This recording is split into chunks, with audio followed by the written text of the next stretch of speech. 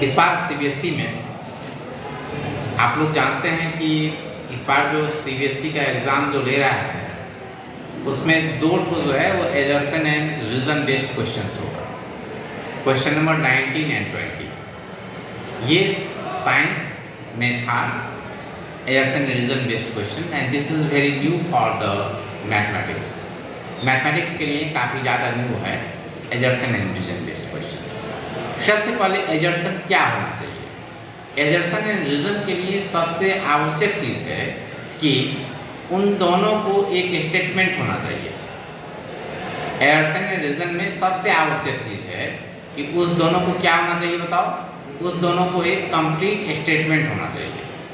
अब यदि वो कंप्लीट स्टेटमेंट नहीं है तो वह न ही वो एजर्सन होगा और न ही वो रीजन आएगा। तो देखो, तो सबसे ज़्यादा प्रॉब्लम यहाँ बच्चे कहाँ फेस करते हैं? सबसे ज़्यादा प्रॉब्लम फेस करते हैं ए एंड बी में। That means A and R are correct and R is the correct explanation of A. Second, A and R are correct and R is not the correct explanation of A. That means अब देखो, मैं इस चीज़ के बारे में बताता हूँ। सबसे पहला जैसे मान लो एचसीएफ ऑफ 2 and 4 2 है, एलसीएम ऑफ 2 and 4 क्या है? 4। ओके, दैट मीन्स ये हमारा सही है। That is the HCF of 2 and 4 is your 2 and LCM of 2 and 4 is what? 4। अब that means what is the reason? Reason क्या है? तो रीजन क्या हुआ है? LCM is always divisible by their HCF. Okay, तो आप बताओ क्या इसमें आप क्या लिखोगे? यहाँ पर आपके you have the two options. That means A and R are correct and R is the correct explanation of A. R is the correct explanation of A. क्या आर करेक्ट एक्सप्लेनेशन है ए का? नहीं, कभी नहीं। क्यों नहीं है? क्योंकि बताता हूं, एचसीएफ 2 and 4 का 2 है, एलसीएम 2 and 4 का क्या है बताओ? 4 है, and LCM is always divisible by the HCF. ये बताता है कि ये है, इसीलिए है कि LCM is divisible by the HCF, लेकिन यह इसका प्रॉपर्टी है। ओके, ये क्यों हुआ यह इसके बारे में नहीं बताता है। नो प्रॉब्लम, ये इसका प्रॉपर्टी है, लेकिन ये क्यों हुआ ये इसके बारे में नहीं बताता है। इसीलिए आपका करेक्ट आंसर यहाँ पे क्या आएगा बताओ? Your correct answer is your B. आपका करेक्ट आंसर क्या होगा बताओ? बी होगा।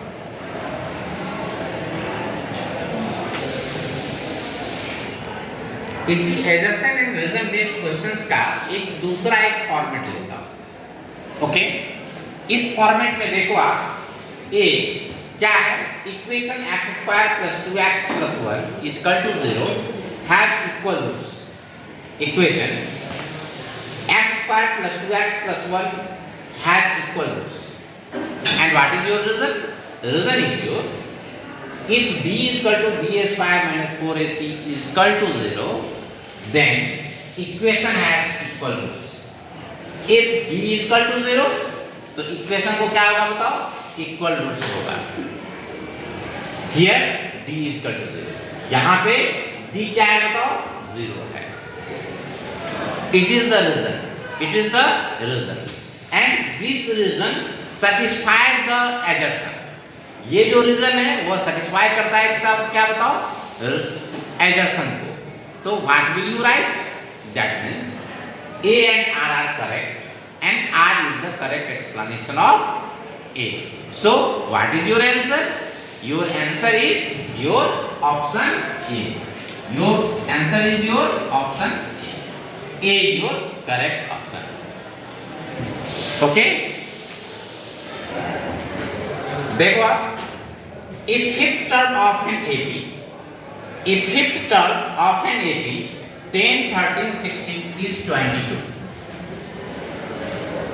Fifth term of an AP 10, 13, 16 is 22. क्या ये सही है? देखो ये सही है, क्योंकि first term is 10, second term is 13, third term is 16, fourth term is 19 and fifth term is what? 22. Reason is nth term is an is equal to a plus n minus 1 into okay, no problem. अब आप देखो तो आप क्या कहोगे? This is satisfying this, ये जो है वो सेटिस्फाई क्या कर रहा है बताओ? That means first reason, first option is right, that is A and R are correct and R is the correct explanation of A. Okay, no problem. That is which option is your true? Your option A is true.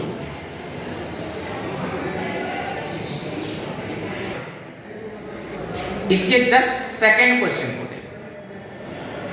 Fifth term of an AP is 21। अब देखो यह एक AP दिया हुआ है, कह रहा है क्या कि fifth term of an AP is 21 and reason is your nth term of an AP is a plus n minus 1 into d। आपका आप क्या है reason and reason based question में आप कौन सा ऑप्शन दोगे? तो सबसे पहली बात देखो, फिफ्थ टर्म क्या इसका 21 है? आप देखोगे कि फिफ्थ टर्म इसका 21 नहीं है, फिफ्थ टर्म क्या है इसका 22 है। That is your assertion is false here, whereas R is the correct explanation of the assertion। R is the correct explanation of assertion। That means क्या? A is false and R is true। That means your answer is what? Your answer is D। देखो आप यहाँ पे इस question को देखो, fifth term of an AP is 22। Fifth term of an AP is your what? 22। Sum of n terms is Sn is equal to n by 2 into a plus n। अब आप यहाँ क्या करोगे? What will you write for here? समझो जरा sir. तो देखो आप यहाँ पे फिफ्थ टर्म तो that is right, fifth term इसका ये है, लेकिन यहाँ पर an का फार्मूला होना चाहिए कि an आप कैसे निकालोगे, how will you find an। लेकिन यहाँ पर an नहीं निकाला है, तो जब an नहीं निकाला है तो आप क्या करोगे बताओ? What will you do for that? जब an नहीं निकाला है, that is what? Your assertion is right and your reason is false। Your assertion is right and reason is false। The option is your C। The option is your C। Okay? Here देखो आप यहाँ पर जो मैंने यहाँ पर C लिखा गया था गलती से, actually the assertion is right but R is not the correct explanation of assertion। R is not the correct, so the answer is B। यहाँ पर देखो आप, volume of this cone is 154 cm3। ये जो कोन दिया हुआ है whose radius is 7 cm and height is 3 cm, its volume is what? 154 cm3। जब आप निकालोगे ना इसका 154 cm3 इसका आएगा, लेकिन आप कैसे निकालोगे? How will you find it? इसको निकालने का एक प्रोसेस दिया हुआ है कि volume of right circular cone is 1/3 pi r square h। That means इसको निकालने का यह एक अच्छा रीजन है, it is the correct reason and your assertion is also right. आपका assertion भी क्या है बताओ? सही है। आप क्या लिखोगे बताओ? आपका assertion and reason are correct. आपका assertion और रीजन दोनों करेक्ट है and R is the correct explanation of A. R जो है वो A का करेक्ट एक्सप्लेनेशन है, इसीलिए it's answer is your A. Okay, इसका आंसर क्या है बताओ? What is the answer of this assertion and reason based question? It is A। Okay, कि आपका जो मैं कंसेप्ट क्लियर कर रहा हूँ, whenever you will solve these questions, आपको किसी भी तरह की गलतियां नहीं होगी। ओके,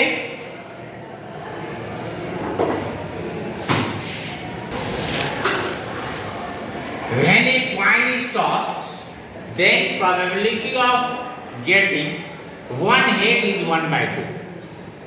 ओके, जब एक कॉइन को हम टॉस करते हैं तो probability of getting one head is 1/2. Where ये क्यों हुआ, इसका रीजन दिया हुआ है.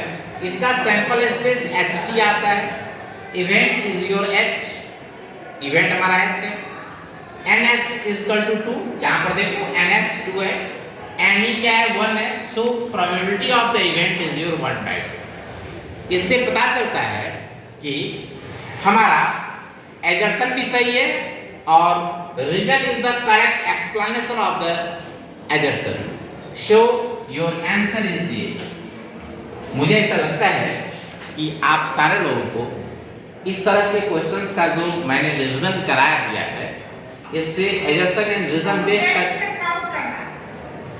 रीजन बेस्ड जो भी क्वेश्चंस होगा वह आप सॉल्व कर लोगे एग्जामिनेशंस में. Okay, thank you.